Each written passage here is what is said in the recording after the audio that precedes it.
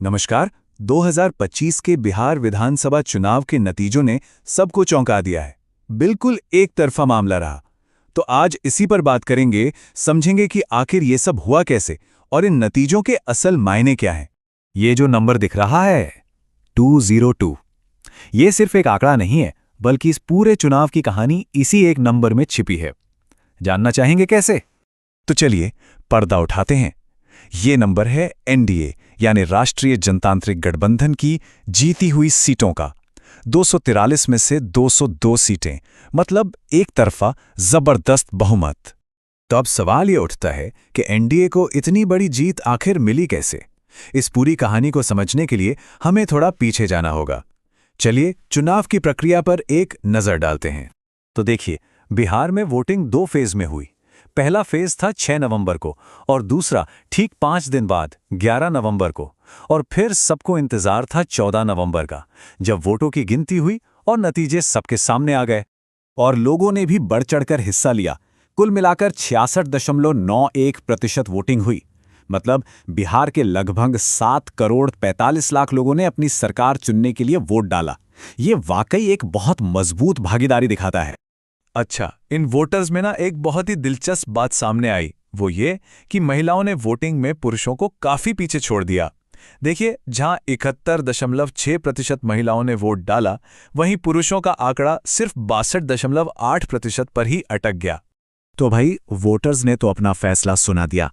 अब देखते हैं कि उनके इस फैसले ने विधानसभा की तस्वीर को कैसे बदल कर रख दिया। और तस्वीर बिल्कुल साफ है, शीशे की तरह।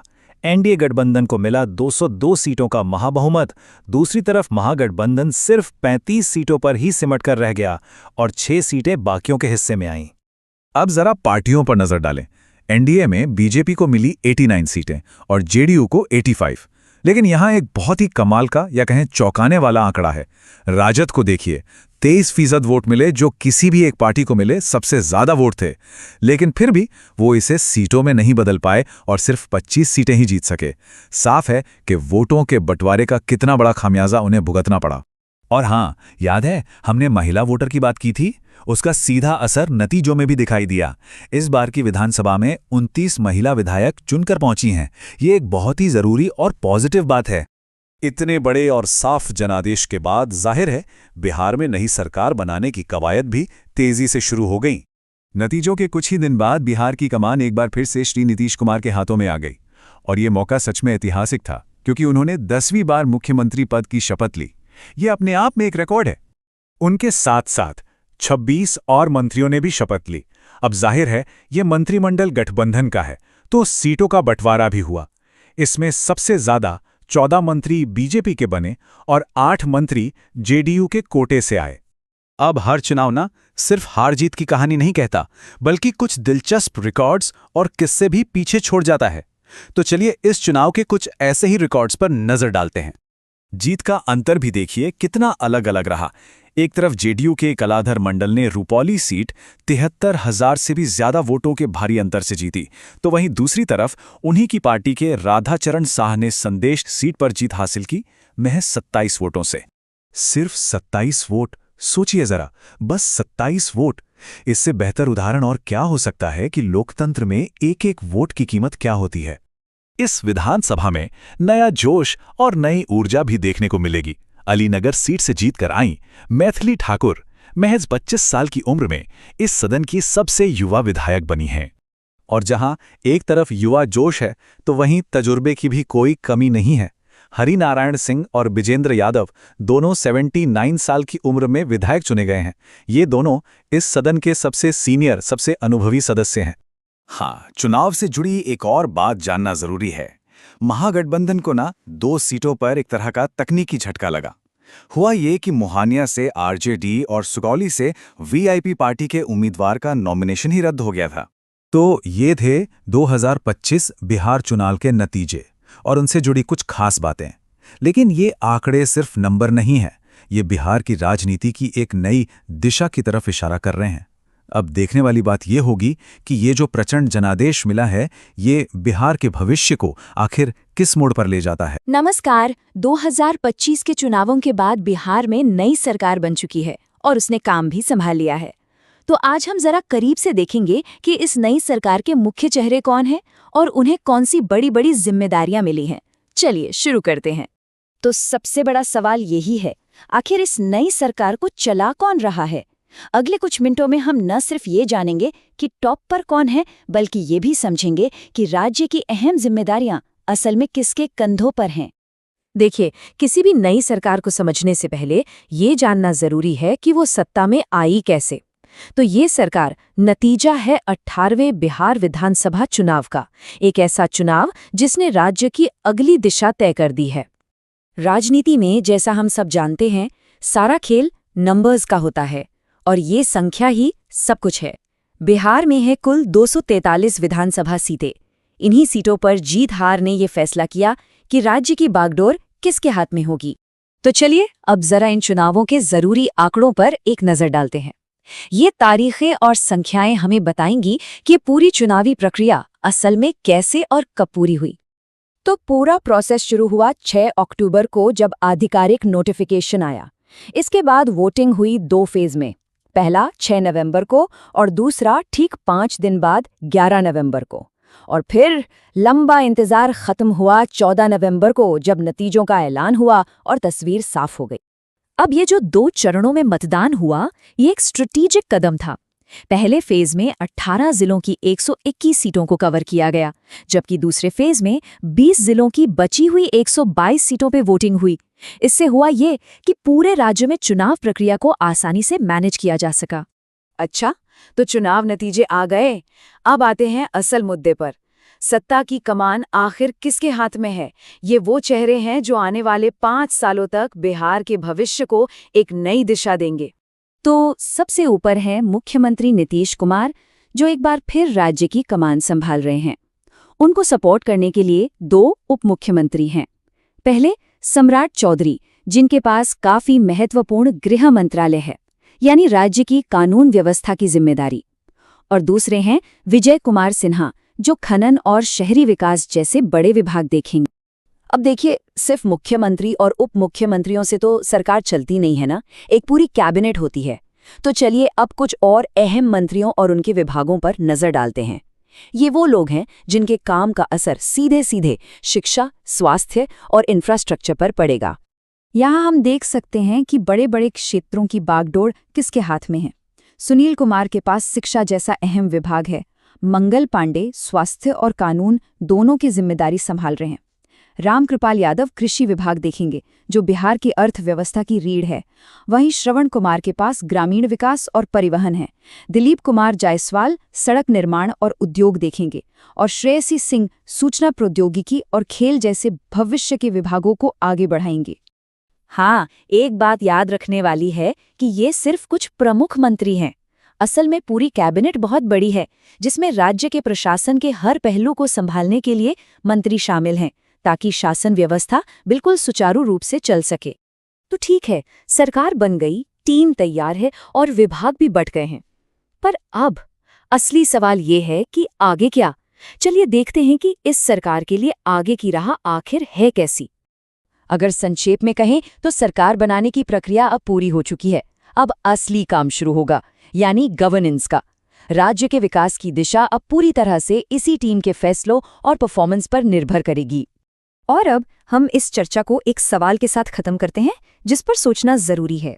इतनी बड़ी जिम्मेदारियों के साथ इस नई सरकार की पहली और सबसे बड़ी प्राथमिकता क्या होनी चाहिए?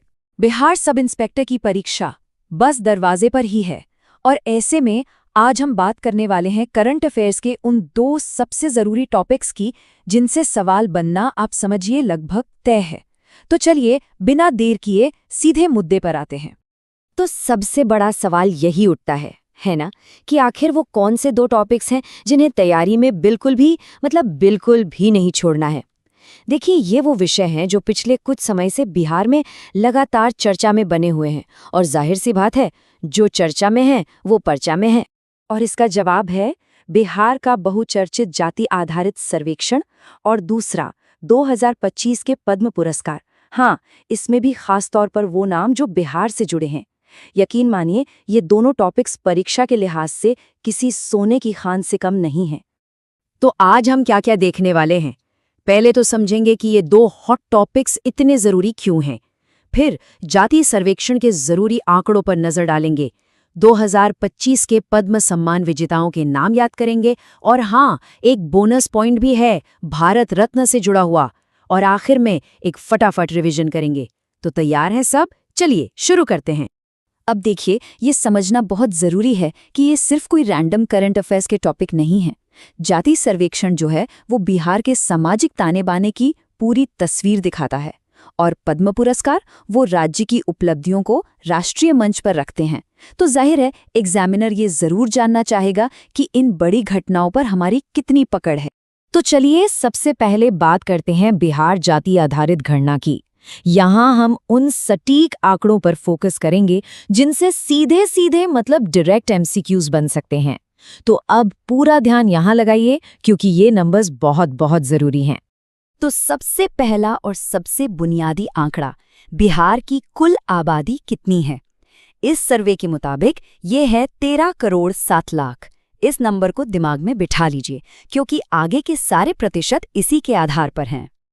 आप जरा इस डोनट चार्ट को देखिए। ये जनसंख्या का कैटेगरी वाइज बंटवारा दिखा रहा है और यहीं से एक बहुत जरूरी सवाल निकलता है।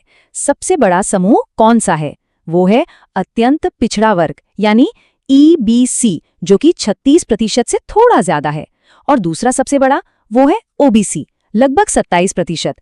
ये दोनों आंकड़े तो बस रट लीजिए। अच्छा, अब इस टेबल से एक और सीधा सवाल बन सकता है, बिहार में सबसे बड़ी सिंगल जाति कौन सी है? जैसा कि साफ दिख रहा है, जवाब है यादव, जिनकी आबादी 14.26% है। ये वो आंकड़ा है जो एग्जाम में बार बार पूछा जाता है।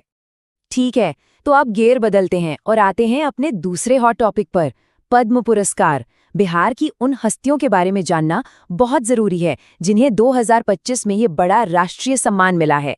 तो चलिए एक एक करके उनके नाम और उनके काम को जानते हैं। सबसे पहले बात करते हैं पद्म विभूषण की, जो देश का दूसरा सबसे बड़ा नागरिक सम्मान है। ये मिला है बिहार की शान, बिहार कोकिला शारदा सिन्हा जी को मरणोपरांत। अगर छठ के गीत सुने हैं तो उनकी वो दिल को छू लेने वाली आवाज जरूर सुनी होगी। तो याद रखना है, शारदा सिन्हा, कला और बिहार कोकिला। इसके बाद है पद्म भूषण। इससे सम्मानित किया गया है सुशील कुमार मोदी जी को सार्वजनिक मामलों यानी पब्लिक अफेयर्स के क्षेत्र में उनके योगदान के लिए। बिहार की राजनीति पर नजर रखने वाले सब जानते हैं कि वो राज्य के पूर्व उपमुख्यमंत्री रह चुके हैं। ये एक और बहुत जरूरी नाम है। और अब आते हैं पद्मश्री विजेताओं की लिस्ट पर। यहाँ 5 नाम हैं और यहाँ से ना मैच द फॉलोइंग टाइप का सवाल बन सकता है, तो ध्यान से सुनिए। आचार्य केशोर कुणाल और भीम सिंह भावेश, ये दोनों सामाजिक कार्य के लिए हैं। डॉक्टर हेमंत कुमार चिकित्सा यानी मेडिसिन के क्षेत्र में। निर्मला देवी अपनी बहुत ही खूबसूरत सूजनी कढ़ाई कला के लिए। और आखिर में विजय नित्यानंद सूरीश्वर जी महाराज अध्यात्म के लिए। इन नामों को उनके फील्ड के साथ जोड़ने की प्रैक्टिस जरूर कर लेनी चाहिए। अच्छा, पद्म पुरस्कारों के अलावा ना इस साल एक और सम्मान है जो बिहार के लिए बहुत ही ज्यादा जरूरी है। इसको आप एक बोनस पॉइंट समझिए, लेकिन एक ऐसा बोनस जिसके एग्जाम में आने की संभावना लगभग 100% है। तो सवाल ये है, और ये सवाल शायद बिल्कुल ऐसा का ऐसा ही पेपर में दिख जाए।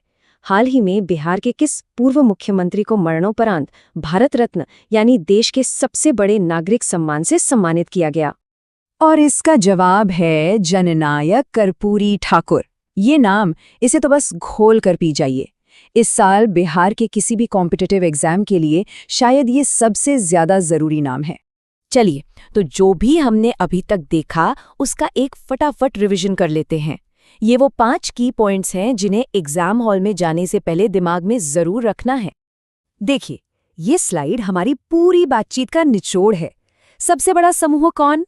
EBC 36.01% पर। सबसे बड़ी जाति यादव 14.26% पर।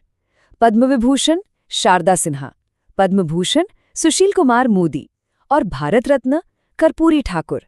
बस इसे अपनी लास्ट मिनट रिवीजन चेकलिस्ट समझ लीजिए। तो आज हमने सबसे जरूरी फैक्ट्स तो कवर कर लिए, लेकिन एक सीरियस एस्पिरेंट हमेशा एक कदम आगे की सोचता है। तो अब ये सोचना है कि इन मेन पॉइंट से जुड़े हुए और कौन से छोटे छोटे फैक्ट्स हो सकते हैं जो बाकी लोगों से आगे निकलने में मदद करें। अपनी जानने की इच्छा को जगाए रखें और तैयारी को एक नए लेवल पर ले जाइए। All the best.